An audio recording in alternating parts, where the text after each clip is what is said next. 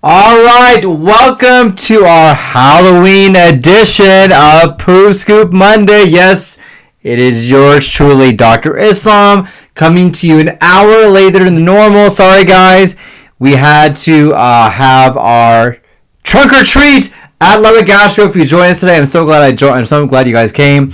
But if you're joining for the first time, my name is Dr. Islam. Yes, I am an actual poop doctor. I am your poop guru. Every Monday, I go live typically around 7 p.m. Central Standard Time to answer your questions you guys may have. We have a great show today. Today, I'm going to talk about how to best manage your Halloween cravings. And yes, you can have your candy. We're also going to talk about the best thing you can do to help out with gut inflammation. We'll talk about which vitamins are the best for your gut and for your liver. We'll also answer the question of the science behind why your poop smells bad, and we'll answer your questions live on today's PoopScoop Monday. I want to thank you for joining me today. Hope you guys have a great day. Hope you guys are going to have a happy Halloween tomorrow. If you haven't already, don't forget to smash that like button, like, share, and subscribe. And if you haven't already, let me know if you're watching this live or in the replay. Also, put your questions in the comments down below as well. Rayma, thank you for watching. Idaho, so far, you're the winner for the furthest place that we had. Last week, we had about 35 likes. Let's see if we can beat that on today's Poop Scoop Monday. All right. So a couple things. Number one, it is freaking cold here. Oh my gosh. It got cold very quickly here in Lubbock, Texas. Listen, I'm a fan of the summer. I'm the fan of the fall. I am not a fan of cold wind. So I am having a hard time managing this cold wind, but today wasn't too bad. I don't know if you guys know this or not, but I'm going through a whole kind of movie craze right now where I'm watching a lot of old movies. A couple of weeks ago, I introduced the Usual Suspects to my family. Last Saturday in our movie night, actually on Friday we did The Mask, which my kids have never seen. I can't believe that, but we watched The Mask as a family. Great movie, still holds up. I love Jim Carrey. It is awesome. And on Saturday, we kind of did our adult movie night where we watched In the Line of Fire, a movie from 1993 starring Clint Eastwood, Rene Russo, John Malkovich. Oh my goodness, I forgot how great of a movie this was. This is a really good movie. They made some really great movies in 93. You know, Fugitive came out, Jurassic Park came out, In the Line of Fire. It was a great movie time in 1993. So I'm slowly going through some of the classic movies that have shaped, cinema. I love movies. So let me know in the comments down below if you guys have a good movie you guys recommend as well. I think next week I may introduce my family to The Firm, which I haven't seen yet, or The Fugitive, which I have not seen it either. So I'm excited about those two movies. I'll let you know in the comments. I'll let you guys know how things are going in that as well. All right, perfect. So a couple of housekeeping things. Number one, let me know if you can hear okay. I was told in the past that the microphone was not that great. Also, let me know if you can see okay as well. Let me know if you're watching live on the replay. And if you have a question, put in the comments down below so I can answer those questions as well. All right. Let's talk about this. All right. Halloween. Let's talk about how to manage Halloween. How many guys are excited about the opportunity to enjoy Halloween? You can see I'm decked out in my Halloween outfit. Don't think I wear this every day. Maybe I should. Let me know in the comments down below if you want me to wear a poop emoji costume every day or, during my Poop Scoop Monday. Not a problem. But let's see, how can we manage Halloween? I want you to enjoy Halloween. I know Halloween, it's about scaring things, but it's also about candy, which I love. I'm a huge Starburst fan. So what can you do to hopefully manage your Halloween cravings? So let me go through my recommendations because I want to enjoy this. Enjoy life. It's okay that you have some candy. Not a big deal. I'll give you my tips of what I recommend. So number one, keep mindful of exactly how much you're eating. A lot of us, including yours truly, don't realize the amount of candy or food that we're actually ingesting. And so what ends up happening is that we just start eating candy or food without being mindful of exactly how much we are eating. So we don't realize how much candy we're putting in our mouth. We don't realize how much we're stuffing ourselves. We just kind of start popping in candy. So one of the tips I recommend for tomorrow or for Halloween is to be mindful of exactly what you are eating. This will make things a lot easier for you. Number two, it is okay to have some days when you're not on your diet, and that is fine. The most important thing is to make sure you get back on your diet the next day. So what I always recommend is never make it 2 in a row. Don't make it 2 days in a row when you're off your diet. Don't make it 2 days in a row when you're not working out. Don't make it 2 days in a row when you're not doing the goals that you want to have. Make it just one day where you maybe fall off that horse, but get back on. Never make it 2 in a row. Number 3, don't forget to have your water. Water can help you curb those cravings whenever you're seeing all that candy. And that's okay. Bring some water with you. Bring some sparkling water. Bring some flavored water to allow you to maybe curb those cravings when you're enjoying or seeing that yummy candy. But I want you to be okay. I want you to embrace those perfections in life, because that's what life is about. Halloween is a time to spend time with your family, with your kids. Enjoy that time. Don't be so strict. As long as you follow these rules, I think you'll have a good time. So I'm giving you permission as your poop guru to enjoy that candy, to enjoy Halloween, and to enjoy that time. Let me know in the comments down below what you guys are dressing up as Halloween, or if you have any tips for the holidays to hopefully make you mindful and helpful when it comes to eating candy or foods like that. If you're joining for the first time, my name is Dr. Islam, and yes, every Monday I go live, typically at 7 p.m. to answer your questions and do some questions as well. If you haven't already, don't forget to smash that like button, like, share, and subscribe. And if you haven't already, let me know if you're watching this live or on the replay, where you're watching this at. And also let me know if you could smash that like button so we can get over 36 likes on today's Poop Scoop Monday. Sharon, thank you for watching. Rand, thank you for watching as well. Raymond, thank you for watching. Peggy, thank you for watching as well. Thank you guys for being on the live stream as well. So Randy asked a question. I know that you're talking about autoimmune gastritis. Unfortunately, I will not be able to answer your specific question on this just because multiple medical reasons. But if you have a general question, I can certainly answer that as well. All right. Let's talk about gut inflammation. So how many of you guys feel like that your gut is inflamed? Let me know in the comments down below. I see a lot of patients who come to see me at Lubbock Gastro. And if you haven't seen us yet, come see us at Lubbock Gastro for all your GI needs, who complain that their gut is inflamed. They don't feel good. How do you know if your gut is inflamed? It's basically based on symptoms. Do you have a lot of bloating, distension? Do you have a mix of constipation and diarrhea? Do you just feel just not good? These are symptoms of your gut being inflamed and irritated. So the question becomes, number 1, why is it inflamed? And then number 2, what can we do to get it unflamed, or at least decrease that fire? Well, we want to find out exactly what the root cause of your inflammation is. And for a lot of my patients, it can be multifactorial. It can be related to stress. It can be related to foods that you're eating.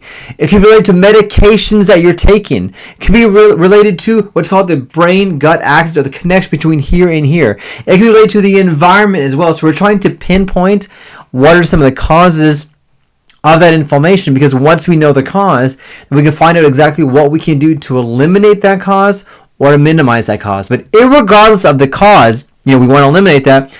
There are a couple of tips that I recommend as a GI expert to get the inflammation down that you can start doing today if you're worried about your gut being inflamed. So tip number 1, you want to have what's called an anti-inflammatory diet. This basically is a diet that's high in fruits, vegetables, whole grains. A diet like the Mediterranean diet or a plant-based diet are the best anti-inflammatory diets that are out there. All these plants, fruits, and vegetables produce minerals, antioxidants, vitamins that help out with your gut. It decreases the inflammation going on inside your body and minimizes the cascade of inflammatory problems going on. Number 2, with respect to this diet, eliminate the foods that cause inflammation. Red meat, beef, pork, alcohol, processed foods, sometimes dairy. All this can trigger inflammation in your gut to make you feel worse and can counter the effects of what is going on if you try to go on a plant-based diet. That's tip number 1. Tip number 2 is to incorporate both prebiotics and probiotics into your diet regimen.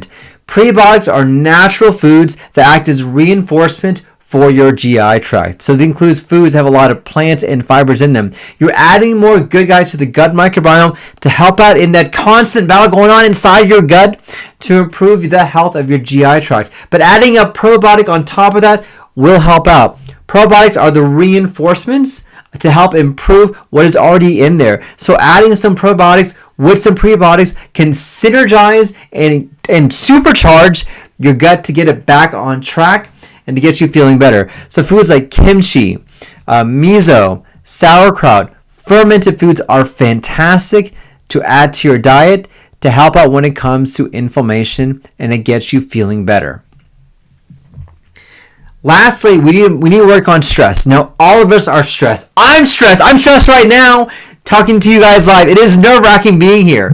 But also, a lot of us deal with stress when it comes to work, family, or whatnot. We all deal with stress. But it's how we deal with stress that really can affect what's going on. Stress in and of itself causes a rise of hormones inside your body going into a stress response that your body typically cannot tolerate and cannot need. And that stress over time can cause a significant amount of inflammation to occur and gets you feeling just terrible. So find ways to manage stress. Here's how I manage stress. So number one, I do things that are non-stressful. I go for a walk. I meditate. I pray. I work out. I wear poop costumes, for goodness sake. But I do things to hopefully manage my stress to allow me to feel better. These have been shown in clinical trials to help out when it comes to gut issues, to find ways to manage stress.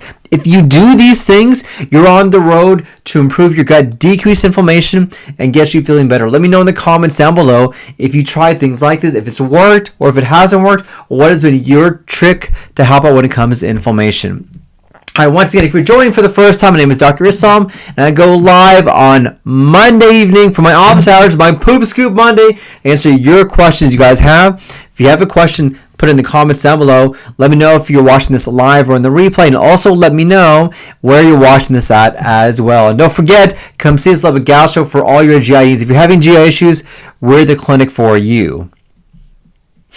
AFL, thank you for watching. Janelle, thank you for watching as well. Rich, thank you for watching in San Antonio. Raymond, thank you for watching. You've been eating kiwis, helping constipation. Yes, I love it. Janelle, great question.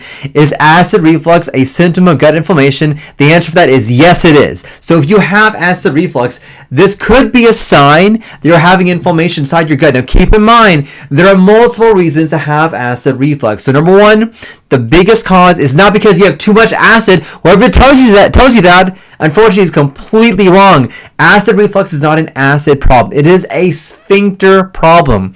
What happens when you have acid reflux is that the sphincters open longer and more often. And there are different ways we can manage that, whether it's with food, diet, or even lifestyle changes, or decreasing inflammation. So if you're having acid reflux, that actually can be a sign of gut inflammation. And sometimes managing the inflammation in your gut by adding fiber can reduce the risk of you developing acid reflux and reduce those symptoms. Great question. If you come see us, we can help out with that.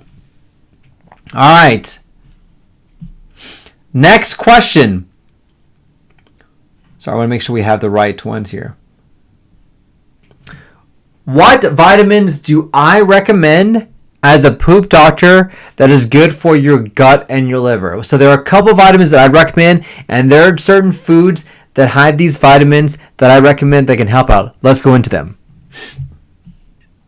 So vitamin number one is vitamin D. Now keep in mind, vitamin D is not something you have to have in milk, but vitamin D deficiency has been shown to be a cause for a lot of GI issues, inflammation, and liver issues as well. In fact, we have seen that a subset of IBS patients are actually vitamin D deficient, and we give them vitamin D, their symptoms get better. Same thing with colon polyps as well. Now, you don't have to have vitamin D by milk. There are a lot of different ways you can get vitamin D. The most common way to get vitamin D is to go outside. The sunlight can help give you that conversion that you need to vitamin D. Having leafy vegetables can help out with that as well. And so, or having a vitamin D supplement. In fact, I would recommend that you don't get the vast majority of vitamin D through milk, because there's lots of ingredients or things in milk that you may not need that are bad for you and actually can produce inflammation and bloating to occur. But if you are having issues or you want to improve your GI tract and your liver, try adding some vitamin D supplementation. Always speak to your doctor before we start a supplement or a nutritional regimen like that. That's the first vitamin. Second vitamin is vitamin B. B as in boy. So vitamin B is a very important vitamin that we need to help build up the building block for our gut health and our gut microbiome as well. Now you need both B6 and B12, which are critical. You need both B6 and B12, which are critical for your liver's health. And there are a lot of foods that have both these vitamins that can hopefully allow you to have enough vitamin B, whether it's B6 or B12. This includes foods like leafy greens, fish, lean meats. These foods are packed full of B6 and B12 that can help you get enough amount that's there to improve your gut microbiome to get you feeling better. The third vitamin that you the third vitamin that you need will be vitamin K. Vitamin K is an important vitamin when it comes to clotting and to hopefully helping out with blood vessels and platelets as well. Now, for some people who have liver disease, they may have vitamin K issues. And so sometimes having foods that can give you vitamin K can help out. Keep in mind, though, it's very important that you always need to talk to your doctor when you're eating foods that have high in vitamin K, because they can interact with other medications, like a medication called Coumadin or warfarin.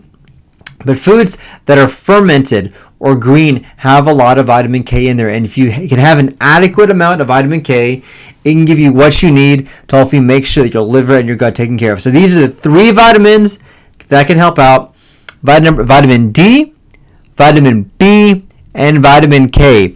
Always make sure you speak to your healthcare provider before you make any type of regimen or change or supplement when it comes to trying something to help out with your GI tract. Let me know in the comments down below if you've noticed adjusting your vitamins has made a difference when it comes to your gut health. All right, guys. I am Dr. Islam, and once again, I am your poop guru. Every Monday I go live to answer your questions you guys may have. Huge favor, if you haven't already, smash that like button. I'm trying to get to 30 likes, guys. We only got 6. We need more. Let me know if you're watching this live or on the replay, and also let me know where you guys are watching at so far. So far, the winner is I think Idaho. So far. So thank you for watching. Let's see if we can beat that from other people as well. All right. Next question.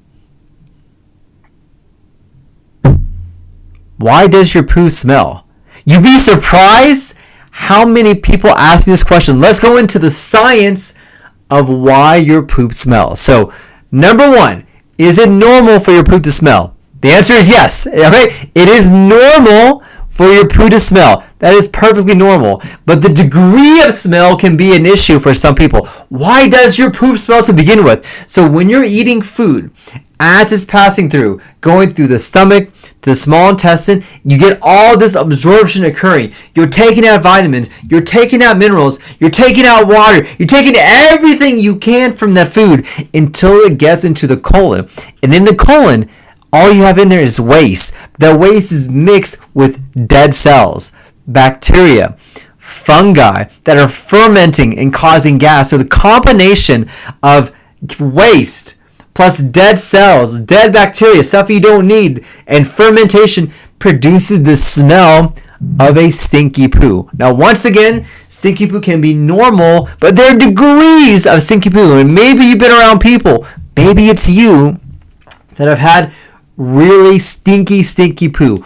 Why is that the case? There are 4 main reasons why. Number one, it could be what you're eating. People don't realize that certain foods have a lot of sulfur in them. And that sulfur can really cause you to have a lot of really smelly gas, both above and below. These are foods like red meat, like eggs. These have a lot of sulfur compounds in them that, as it gets metabolized and gets broken down, produce a tremendous amount of gas. It can be stinky and terrible and make you clear the room when it comes to your gas problems. So that's issue number one. Also, some other foods that can cause a lot of gas include sulfur-rich foods, which include foods like dairy as well. And in fact, a lot of people don't realize they're lactose intolerant, which is why they have stinky poo. All right. Another reason is that you have a lot of fat. So reason number two is that you're eating a lot of fat. So those diets that have a lot of fat, like keto or this carnivore diet, it is those fats that's making your stool stinky and smelly. Your body metabolizes fat very differently than it metabolizes other foods. So if you're on a keto diet, if you're on this carnivore diet, or if you have a food that has a lot of fat in it, like fatty meats, that metabolism, the breakdown of that food will produce a lot of gas and fermentation to give you stinky poo. That's a second reason why your poo is going to stink. Number three is that you actually may be drinking too much alcohol. Alcohol can actually act as an irritant to not only your gut and your liver, but to your colon as well. And sometimes the metabolism of those grains that you're ingesting can cause you to ferment, produce gas, and a lot of gas is very smelly and stinky. So it may be what you're drinking in terms of causing you to have really stinky poo. But the fourth reason, the most common reason, is that you actually may be constipated. Yes, you are. Did you know that you can use the restroom every single day and still be constipated? Absolutely, you can. So when it comes to constipation, it's not an issue of how often are you going, but how do you feel when you go?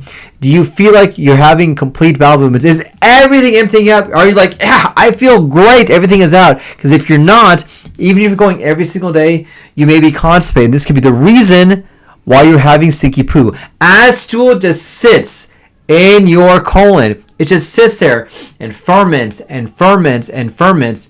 And until it passes through, it's going to produce a lot of gas. So getting a handle on constipation can hopefully allow you to hopefully handle your stinky poo. Now, let's say you suffer from the stinky poo. What do I recommend? So tip number one, get your constipation taken care of.